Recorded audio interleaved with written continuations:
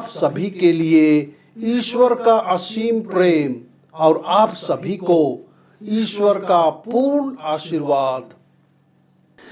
प्यारे भाइयों और बहनों, आज सामान्य समय का 24वां रविवार है।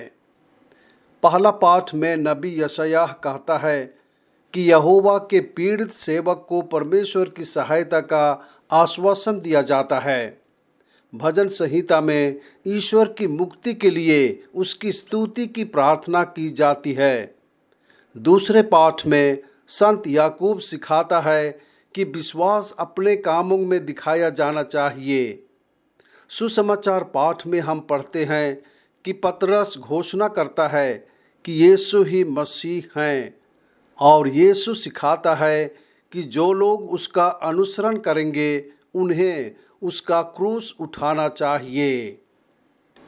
नबी यशायाह ने महसूस किया कि परमेश्वर उसके पास था। नबी का काम करने के लिए उन्हें अपमान और दर्द सहना पड़ा, लेकिन वह अपने काम पर अडिग रहे। उसने उपहास करने वालों को अपनी पीठ दिखाई और अपने गालों को दाढ़ी खींचने वालों को दिखाया। उसने लज्जा और थूकने से अपना मुंह नहीं छिपाया। उसने यहोवा की सहायता पर भरोसा किया और कहा, कौन मुझसे लड़ेगा? मेरा विरोधी कौन है? वह मेरे निकट आए। परमेश्वर यहोवा मेरी सहायता करता है। इस प्रकार उत्पीड़न और पीड़ा के बीच उसने परमेश्वर पर अपना पूरा भरोसा रखा। दूसरे पाठ में संत जेम्स ने कहा कि जीवन और अच्छे कर्मों के माध्यम से विश्वास दिखाया जाना चाहिए। यदि कोई भाई या बहन फटे कपड़ों में है और उसे भोजन की आवश्यकता है तो उसे उन्हें कपड़े पहनाना चाहिए और खिलाना चाहिए। केवल अच्छे शब्द कहना और उन्हें सहानुभूति देना काफ़ी नहीं है, उसे परोपकारी होना चाहिए। यही ख्रिस्तीय प्रेम है। संत जेम्स ने कहा कि भले कामों के बिना विश्वास मर चुका है।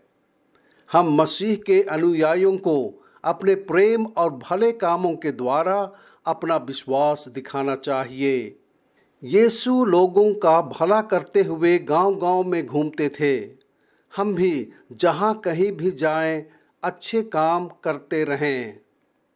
आज के सुसमाचार पाठ में यीशु ने अपने शिष्यों से पूछा कि वे कौन थे और वे उनके बारे में क्या सोचते थे, और उन्होंने उससे कहा, कुछ कहते हैं तो यूहन्ना बपतिस्ता है, और दूसरे कहते हैं एलिय्याह, और फिर दूसरे कहते हैं तो भविष्यवक्ताओं में से एक है। और यीशु ने उनसे सीधे पूछा, परंतु तुम क्या कहते हो कि मैं कौन हूँ? पतरस ने उसे उत्तर दिया, तू ही मसीह है। यीशु अपने शिष्यों से यही उत्तर चाहता था।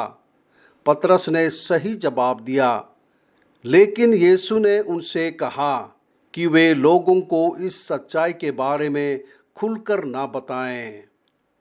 तब यीशु ने अपनी पीड़ा और मृत्यु के बारे में बताना शुरू किया।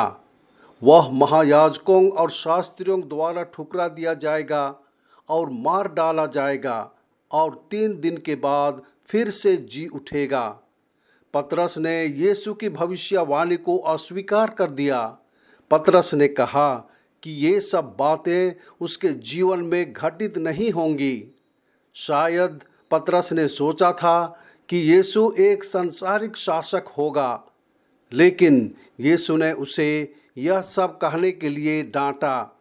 इसका मतलब था कि यीशु दुख भोगने वाले थे, मरने वाले थे, लेकिन वह मरे हुओं में से जी उठने वाले थे। तब यीशु ने भीड़ को अपने चेलों समेत पास बुलाकर उनसे कहा, यदि कोई मेरे पीछे आना चाहे तो अपने आप का इनकार करे और अपना क्रूस उठाए और मेरे पीछे हो ले। क्योंकि जो कोई अपना प्राण बचाना चाहे वह उसे खोएगा, और जो कोई मेरे और सुसमाचार के कारण अपना प्राण खोएगा, वह उसे बचाएगा। जिस मार्ग को यीशु अपने शिष्यों को साझा करने के लिए आमंत्रित कर रहे थे, उसका अर्थ था पीड़ा और मृत्यु। यह कठिन मार्ग है जिसे यीशु हमें अपने लिए और सुसमाचार के लिए अपनाने के लिए कह रहे हैं। यदि कोई मेरे पीछे आना चाहे तो अपने आप का इनकार करे और प्रतिदिन अपना क्रूस उठाए और मेरे पीछे हो ले। संत लूक 9:23।